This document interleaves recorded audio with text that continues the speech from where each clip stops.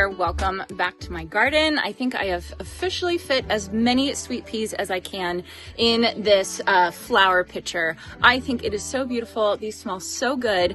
And if you are like me and you hesitate to pick your flowers because you like seeing them in your garden, I want to encourage you to grow sweet peas because you can just pick these and pick these and pick these and they will just keep blooming for you. I have picked so many of these and I just keep picking them and it looks like I've done absolutely nothing over by my sweet pea beds. So I'm actually going to go put these in my bulb fridge in the garage because it is actually close to noon, so it's a little late for me to be picking these, but I think if I put them in the fridge, they'll be happier. So this is an old fridge that we have in our garage.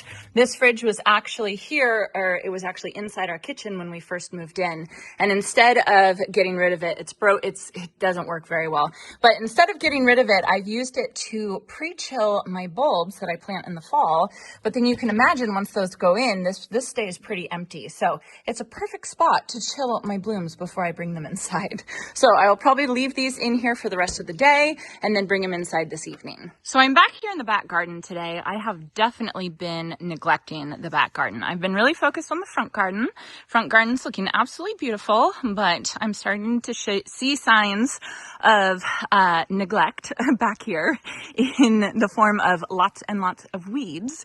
And so I definitely need to address that. And that's kind of what I want to get done today. I do have to go do something. I have an appointment halfway through the day, so I'll probably have to go and come back and finish a little later in the evening, which is totally fine.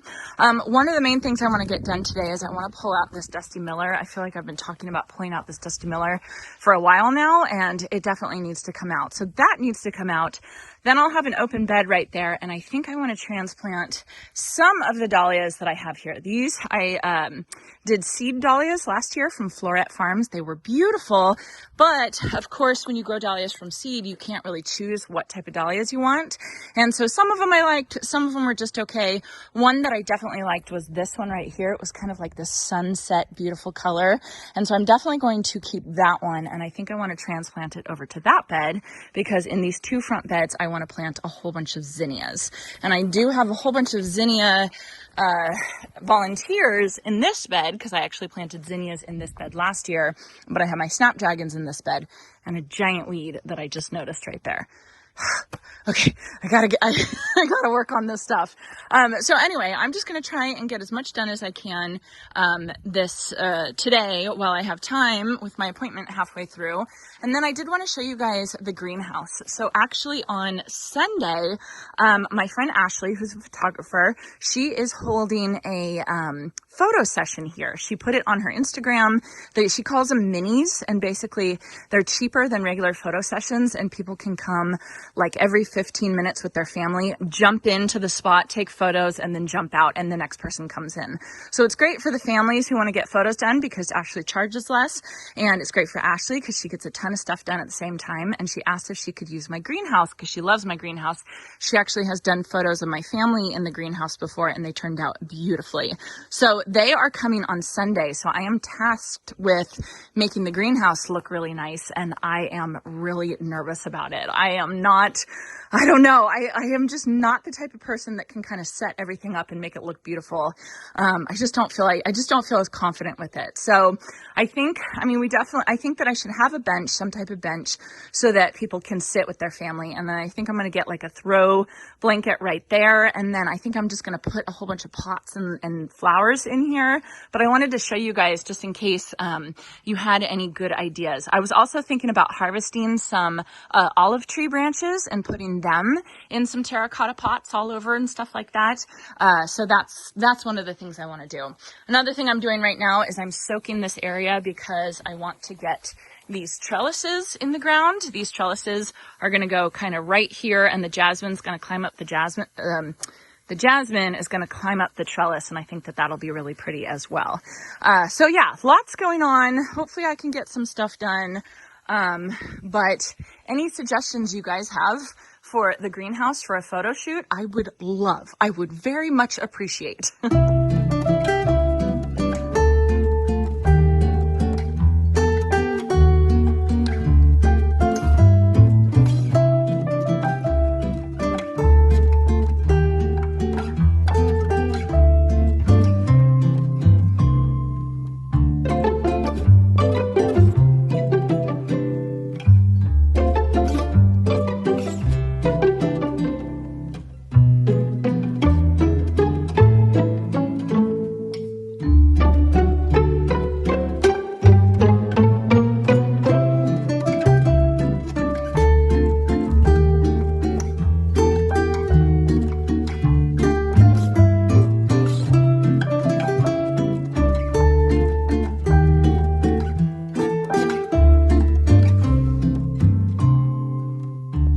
guys, it's actually a couple hours later. It took me so much longer to get that Dusty Miller out. It was really, it was intense, but I got it out. I actually had to go to my appointment, and I'm already back from my appointment.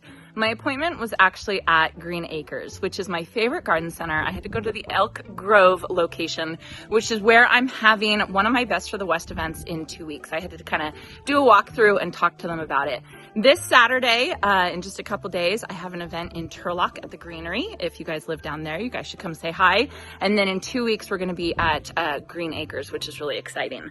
So while I was there, I picked up some seed packets, Zinnias seed packets, and this is the Benary's Giant Blend, and they are my favorite zinnias because they're so big, they almost look like dahlias. They're absolutely beautiful, and they keep blooming and blooming and blooming, and you can cut on them as much as you want. This is what I always plant. So the volunteers that are in this bed right here are Benary's as well, so I will probably transplant some of those and then also sow some seeds. Jason has been setting up the drip irrigation for me. We just did one snaked inline emitter tubing in both of these beds, and it was kind of messy looking, and I knew that I wanted to add or to redo it so it looked a little nicer and had just 3 lines. So he's been working on that, and I already transplanted some of my dahlias, and they're not looking so hot right now, so I don't know how well they're gonna do, but that's okay. You know, I'm not totally attached to those dahlias because they were just seed dahlias. So anyway, when I was at Green Acres, I ran over to the shrub section and I wanted to see if they had a plant that I've been looking for, and they did have it. And that was a neon pink bottlebrush. And so of course I had to get my hands on one. It is so dangerous when I have an appointment at these garden centers because I always come home with plants. So I end up spending money while I'm there, but I am just so in love with this plant. Actually, a couple days ago, my family and I were driving around town and I just saw all of the beautiful bottlebrush in bloom, full bloom. And I thought to myself, for this month, for my April blooming garden, I planted osteospermum that I found at the garden center, which is really beautiful. But when I saw them all blooming around town, I thought, man, I should have chosen bottlebrush for my blooming garden. And I was thinking maybe I could do it for May, but when I saw this plant there, I thought, okay, we're going to have a part 2 of the April blooming garden because I just have to have this plant. I want to get it in the garden. I want it to be a part of the April blooming garden because I know they bloom in April for us, and I know exactly where I'm going to put it. So you can see what Jason's been working on. First of all, I cleared everything out. I took all the dahlias and transplanted them, and then he added these tubes, these drip irrigation with the emitters. They're every 12 inches, which is what I have over in this bed. And this bed last year, I grew my zinnias, and they looked really, really good. And then you can see this bed over here that he's working on. We just kind of snaked everything all around, and we just did that really quickly with the plan that we were going to lay them out in lines. And so now we're finally getting to that. So I'm happy that we're getting that done. I did transplant the dahlias. These look terrible. I did transplant these. I tried to get as big of a root ball as I could and transplanted them over to where the Dusty Miller is. And you can see some of the roots of the Dusty Miller right there. Again, these are no-till beds. And so a really easy, I mean, it's like lazy gardening. A really easy thing to do is you don't have to pull out the roots of everything that you pull out. You really just need to cut it off at the top of the soil. And then you let the roots kind of work itself back in.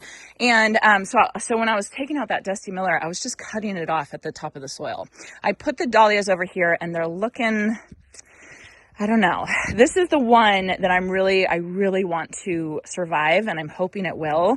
But I don't know. I'm not convinced those are gonna take. But what I'm gonna do right now is I'm gonna start sowing the zinnias in this bed. I'll probably take some of these volunteer zinnias because I already have them, and I'll transplant them over as well. And maybe that'll give me a succession bloom of zinnias. And then once Jason's done with that bed, I'll work on that. And then I'm going to be taking the bottlebrush to the front yard and planting that.